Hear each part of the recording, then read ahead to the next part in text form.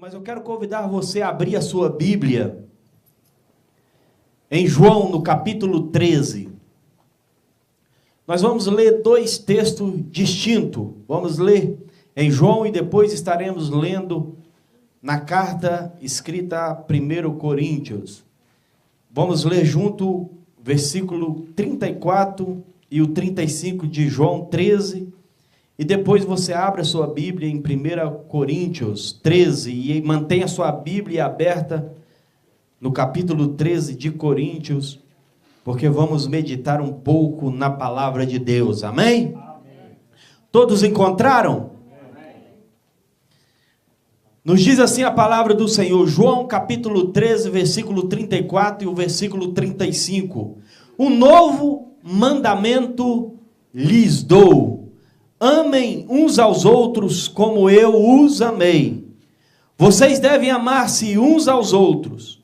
Com isso todos saberão que vocês são meus discípulos, se vocês se amarem uns aos outros. Quantos podem dizer amém? Amém. Agora a primeira carta aos Coríntios, no capítulo 13.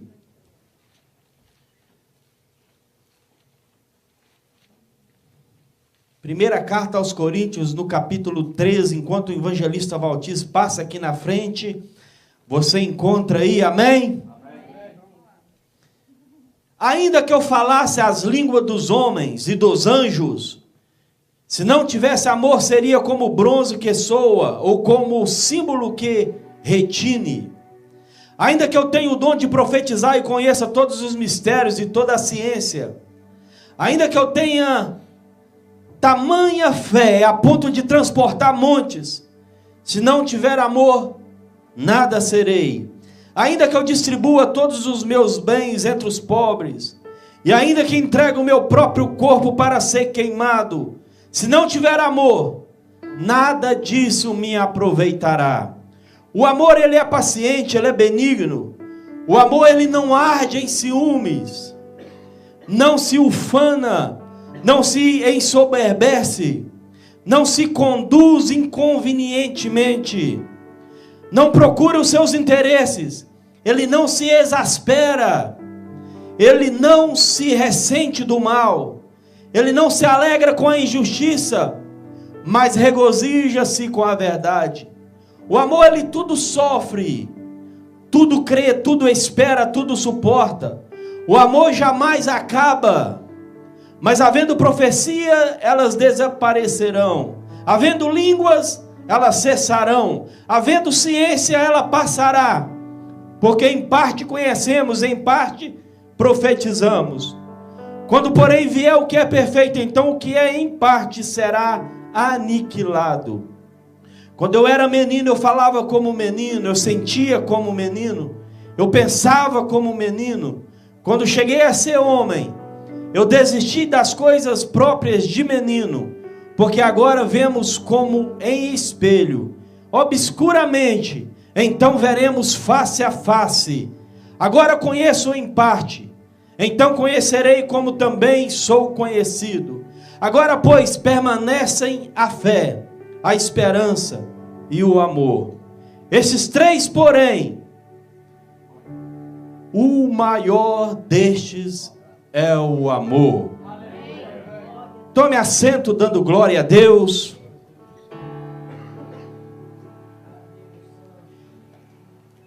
Este texto do apóstolo Paulo, escrevendo a carta aos Coríntios, segundo alguns estudiosos, escritores, eles chegaram a afirmar, se o apóstolo Paulo não escrevesse mais nada, apenas este capítulo, ele já seria considerado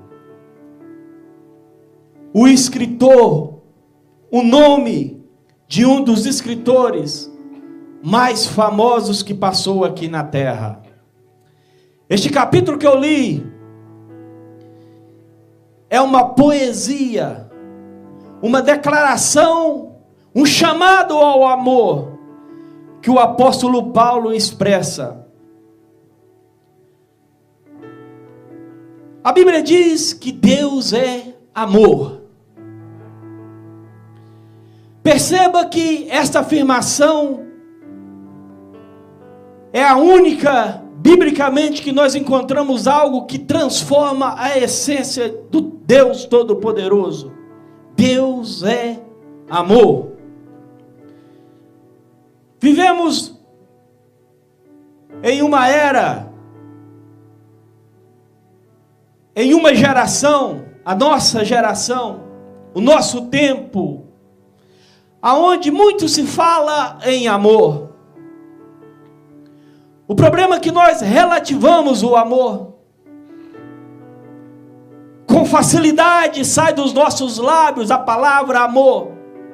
Na página do Facebook, por exemplo, tem uma situação que apenas com clique você declara amei.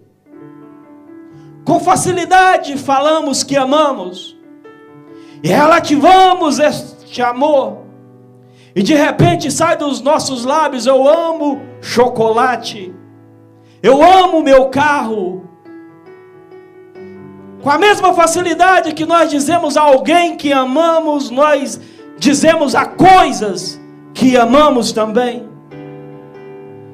E o problema maior não está nisso. O grande perigo que, com a facilidade que nós dizemos que amamos, da mesma forma odiamos. Declaramos amor hoje e amanhã por uma situação qualquer, odiamos. Da mesma facilidade que temos de dizer que amamos, temos a facilidade de odiar. Relativamos o amor. Mas nessa noite eu quero falar para você que o amor que o apóstolo Paulo está escrevendo não é o amor da Rede Globo ou que ela ensina. É o amor de Deus.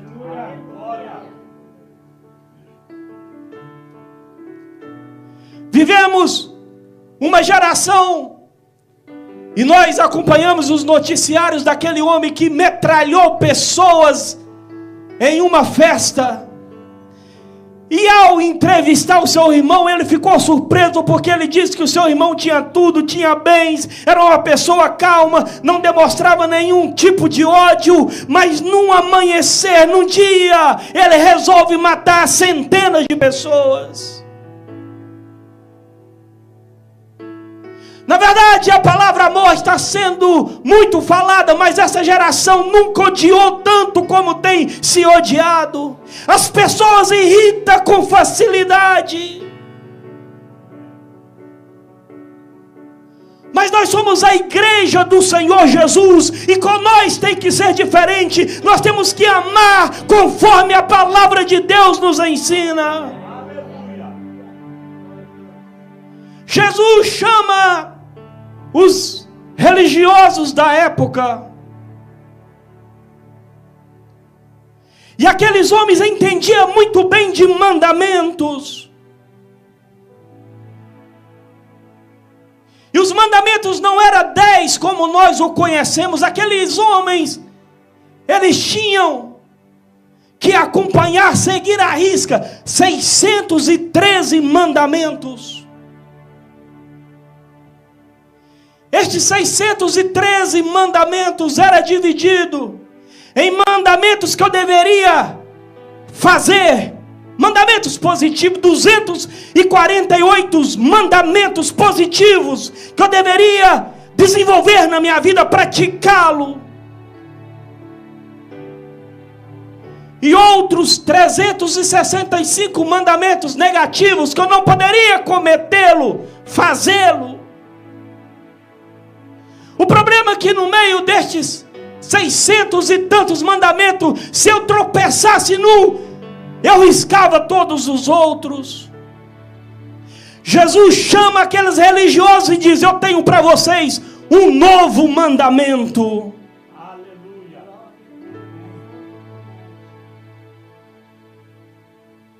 Talvez aqueles homens pensaram: mais um. Mas Jesus estava dando a direção certa para a humanidade, para aqueles religiosos, porque eles poderiam esquecer os 613 mandamentos e dedicar-se àquele novo mandamento que Jesus disse: amem-se uns aos outros como eu vos amei.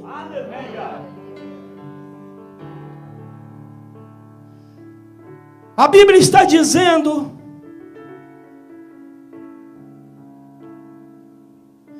que se eu não amo meu irmão, eu não amo a Deus.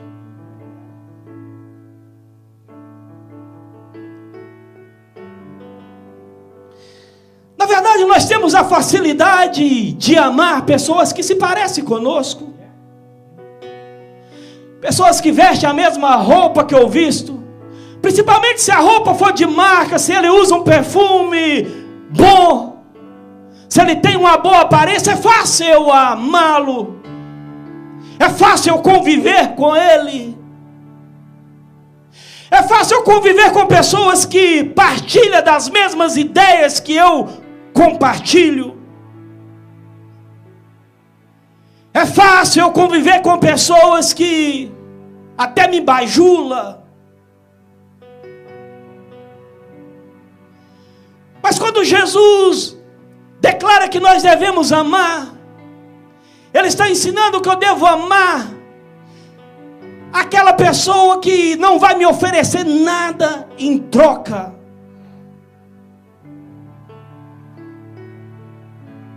Porque sentar ao lado de pessoas como eu é fácil, mas amar alguém que já tem 15 dias que não toma banho,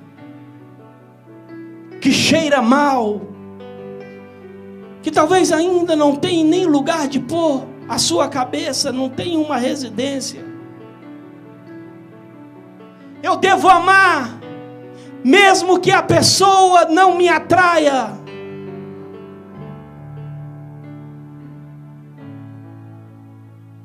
Jesus, ele amava o drogado, mas Jesus não via o drogado, ele via a sua semelhança. Porque quando nós vemos um drogado, nós logo imaginamos uma pessoa enferma. Consideramos uma escória.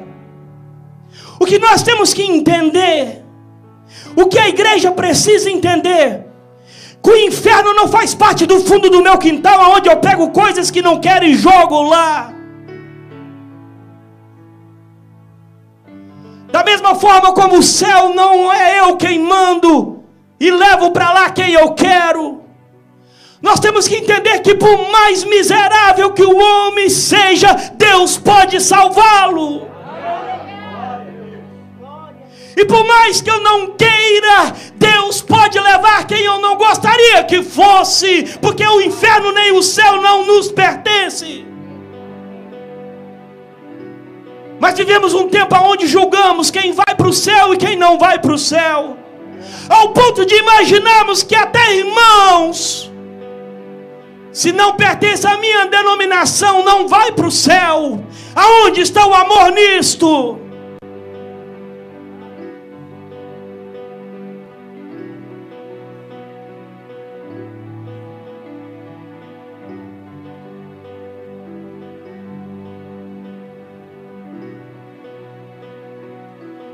O capítulo que eu li, capítulo 13, o apóstolo Paulo começa a dizer: ainda que eu fale a língua dos homens e a dos anjos, ainda que eu tenha o dom de profetizar, ainda que eu tenha fé de mover montanhas de um lado para o outro,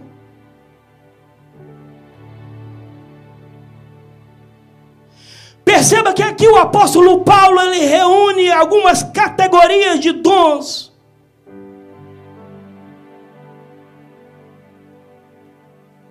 E ele diz: ainda que eu distribua todos os meus bens, entregue eles aos pobres, ainda que eu entregue o meu próprio corpo a ser queimado, se eu não tiver amor, isso não vale nada. Pastor, eu sou uma pessoa em ação para ajudar as pessoas, mas o que é que te motiva a socorrer as pessoas? Pastor, eu estou disposto a ser queimado pelo Evangelho, mas o que é que te motiva a ser queimado pelo Evangelho? Porque vivemos um tempo onde as motivações têm sido erradas. Somos motivados para destaque, somos motivados para colocar a publicação no Facebook para que haja muita curtida, mas a Bíblia me ensina que eu devo agir motivado pelo amor de Deus que me invade. Posso falar em línguas, pode ser da igreja do sapateado, posso ser da igreja da saia lá embaixo. Se eu não tiver amor, isso não vale de nada.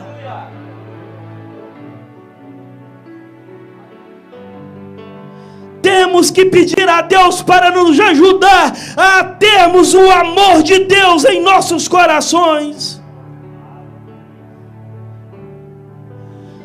João, considerado o apóstolo do amor, segundo alguns estudiosos, ele estava com 90 a 93 anos de idade, e ele escreve: amados,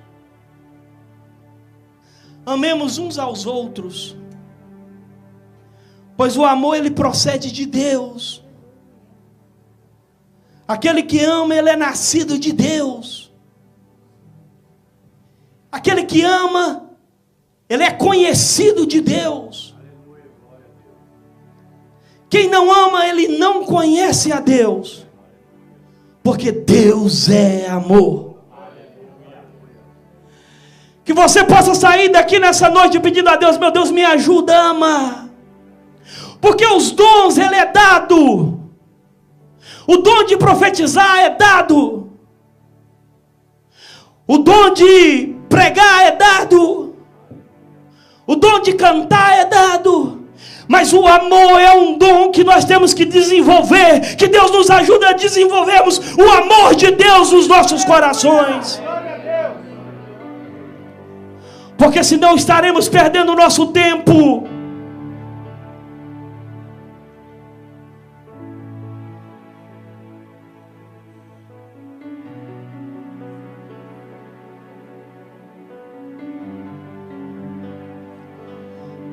Nós temos que parar e pensar, porque todos nós somos resultados do amor. Só estou aqui nessa noite é porque alguém me amou. Alguém me amou o suficiente para orar por mim. Alguém me amou um dia para chegar perto de mim e me evangelizar. Se você olhar a sua história, você vai perceber que você é resultado de amor. Não temos o direito de odiar, porque só estamos vivos porque Deus nos amou primeiro. Deus te amou primeiro. Você não está abrindo a página e sendo cara do amor, não. Deus te amou primeiro. Estávamos ainda afastados de Deus, destinados ao inferno, e Deus olhou para mim e diz: eu amo esse cara. Deus amou quando nós estávamos perdidos. Muitos aqui andavam com revólver na cintura, disposto a matar, mas Deus foi lá e te amou. Muitos de nós não queríamos nada com Deus, mas Deus nos amou, e a Bíblia diz que o amor de Deus, ele nos constrange. Somos resultado do amor.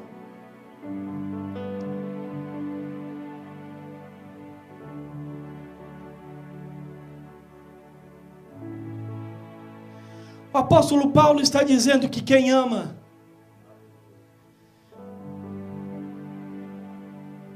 ele é tolerante.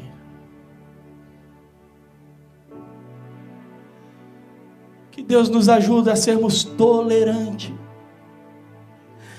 Pastor, mas ele chega perto de mim e começa a falar, eu já não aguento mais. Como diz aquele programa do Chaves, não se irrite. Olha para o seu irmão e diz: não se irrite comigo.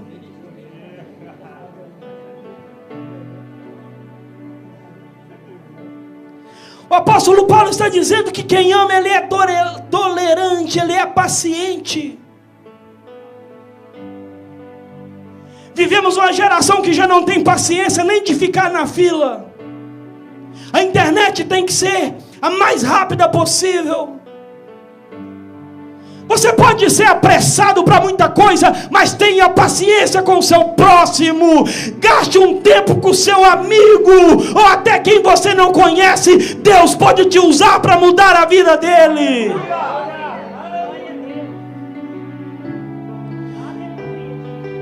Temos paciência quando o nosso time está perdendo e o juiz dá a prorrogação. Mas quando o culto passa do horário, irritamos. Deus quer que nós sejamos tolerantes.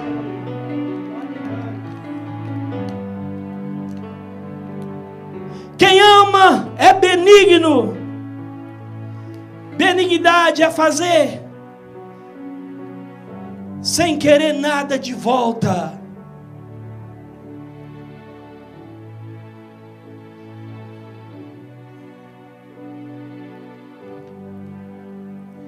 Ser benigno é se alegrar com a vitória do nosso irmão. Porque chorar com os que choram é fácil. Mas reconhecemos quem ama a gente de verdade é quando ele se fica radiante com a boa notícia a seu respeito. Quem ama é benigno. Quem ama quer ver o sucesso do outro. Quem ama torce pelo seu semelhante.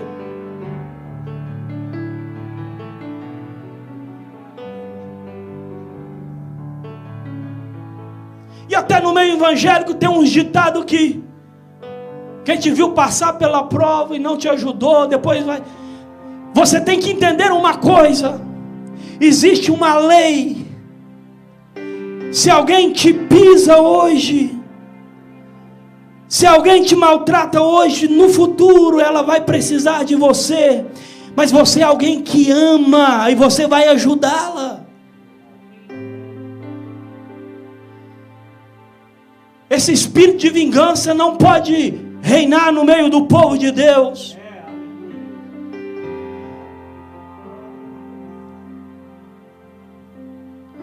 O apóstolo Paulo está dizendo que quem ama ele não inveja, não tem ciúme. Você está na mesma igreja que eu estou, eu te amo, mas se você for para outra, eu continuo te amando do mesmo jeito. Porque quem ama não tem ciúme. Eu não posso ser possesso. Eu não posso querer que você viva no meu mundinho. Eu não posso exigir que você conviva comigo, que você viva na minha casa ou eu na sua, não.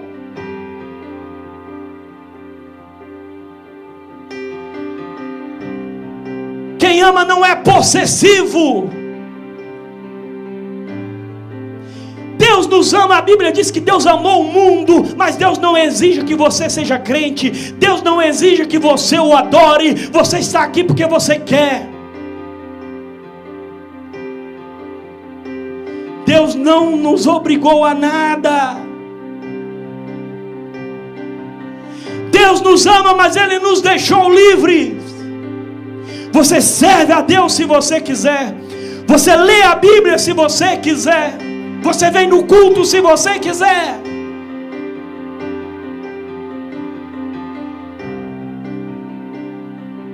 Se você disser que não vai mais lembrar de Deus, não vai mencioná-lo, não vai servi-lo, não quer saber de Deus, se você até declarar que odeia Deus, Deus continua te amando. Há um tempo eu li um livro e li ele 3 vezes. Li para mim, depois li em alta voz para minha esposa e li em alta voz para uma outra pessoa. Foge, Nick, foge. A mesma história da cruz e o punhal. Pastor David Nixon. A história diz que aquele jovem Nick,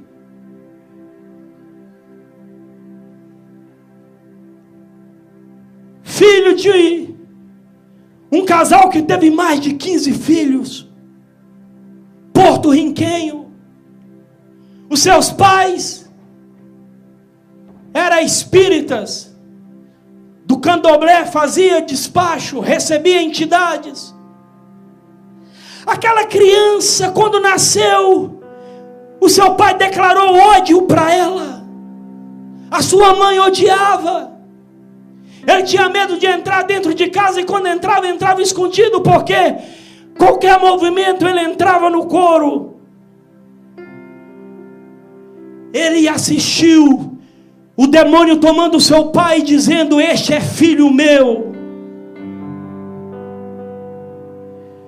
Quando ele fez 15 anos de idade, ele fugiu para os Estados Unidos, foi parar em Nova York, mais precisamente no bairro dos Brooklyn. Ali ele encontrou o amor pela primeira vez. Sabe aonde? Nas gangues. Em pouco tempo ele tornou-se chefe de uma gangue. Roubava, matava, dava vida pelos seus companheiros, para aqueles que faziam parte da sua gangue. A sua fama correu. Ainda não fora preso porque tinha 17 anos apenas. Um dia ele encontrou um pastor que tinha um amor de Deus na sua vida. A história diz que David Wilson chega no bairro, começa a evangelizar, encontra Nick Cruz, e diz para ele: Jesus te ama, e eu também te amo. Quando Nick ouviu aquilo, ele esbofeteou o pastor, deu um murro na sua boca, o pastor caiu. E Nick disse: se você disser que me ama mais uma vez, eu vou fazer de você em pedacinhos. O pastor David olhou para ele e disse: mesmo que você me pique em pedaços, os meus pedaços continuará dizendo: eu te amo. Por causa dessa declaração e pelo amor, porque não é apenas palavra, é atitude, a história diz que Nick se converte, se rende ao amor de Deus.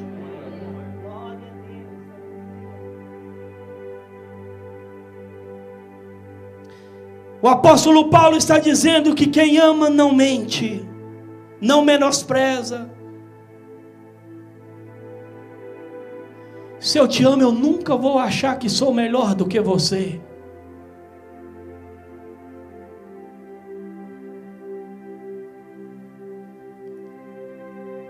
Se eu te amo, eu não vou te desprezar, porque você não fala o português bem falado. Eu já falei aqui na igreja, eu fui de uma igreja assembleia em São Paulo, aonde o professor da escola dominical tinha 65 anos de idade, 40 de escola bíblica dominical. Um senhor simples, me ensinou muito, mas tinha pouca letra. Ele afirmava com muita convicção que a terra era quadrada. E daí, ele era um exemplo de vida, e eu aprendi muito com ele.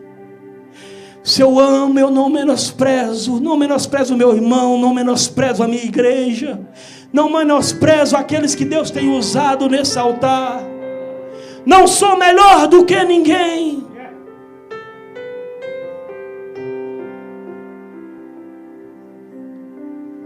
O apóstolo Paulo está dizendo que quem ama, ele não se ensoberbece. Não sou mais espiritual do que você. Aliás, nós já aprendemos aqui, eu posso ser canela de fogo, se eu não tiver amor, é barulho de lata. Não vou para o céu. Mas prega muito. Quando ele prega, pastor, eu sou arrebatada. Mas se ele não amar, ele não vai para o céu. Ele não conhece a Deus. O que a Bíblia está dizendo que é possível pessoas até aparentemente serem usadas, mas na verdade elas não conhecem a Deus.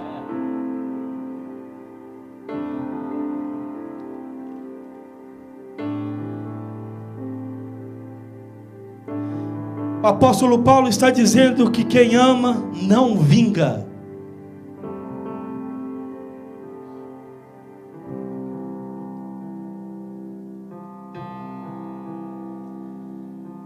Você tem que entender uma coisa: quem entulhou o seu poço vai te pedir para beber água mais tarde nele. Quem te fez mal um dia vai recorrer a você, e ele vai ver que você ama a Deus.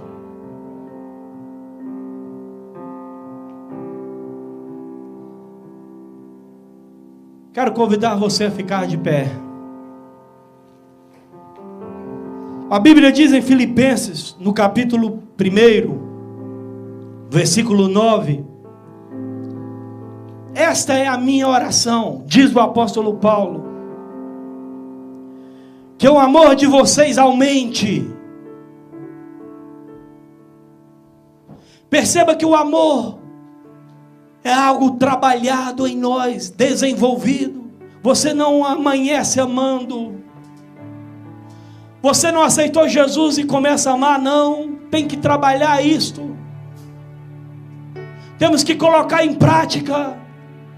Você não acorda olhando para alguém que você odiava e já começa a amá-lo. Não, existe um processo. Mas o que a Bíblia está me ensinando é que eu tenho que buscar desenvolver isso na minha vida, se eu quiser ver a Deus.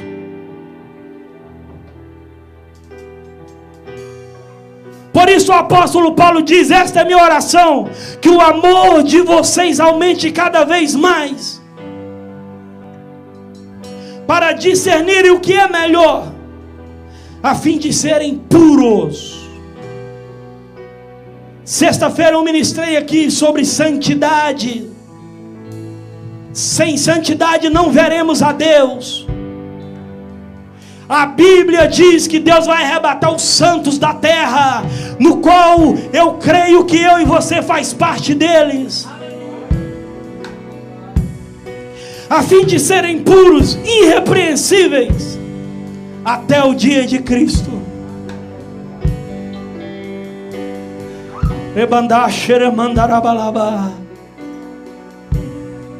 Cristo amou. Deus amou. Deus amou o mundo. Cristo nos amou, que se entregou a si mesmo por nós. Perceba o amor de Deus no sacrifício do Filho, quando aquele ladrão à sua direita diz: lembra de mim. A história diz que os dois zombavam de Jesus. Os dois apelavam para que Jesus fizesse alguma coisa. Não é apenas o da esquerda. Só que chegou um momento no sacrifício que um deles percebeu: este homem é diferente. E quando ele diz: lembra de mim, Jesus não jogou na cara. Jesus não disse: olha, você estava até há pouco zombando de mim. Não. Este é o amor verdadeiro. Jesus diz: hoje mesmo estarás comigo no paraíso. Oh, que Deus nos ajude nessa noite a amarmos os nossos inimigos, aqueles que nos perseguem. Porque quando você começar a amar o mundo, vai ver Cristo na sua vida. Deus vai se manifestar através de você, pelo amor que você tem dado e oferecido. Que Deus nos ajude nessa noite. Que Deus invada os nossos corações com o seu amor. Que Deus nos ajude a crescermos no amor de Deus. Deus nos ajude a buscar, Senhor, o amor.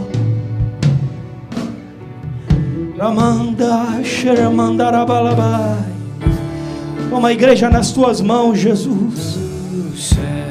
Ouvimos a tua palavra. Eu te peço, Jesus, visita cada coração agora nessa noite. Ajuda-nos a perdoar. Ajuda-nos a deixarmos para trás, Senhor. Oh, Jesus. Ajuda-nos a socorrermos o necessitado, motivado pelo amor. Ajuda-nos, Senhor, a sermos pacientes. Ajuda-nos a sermos, Senhor, agradecidos.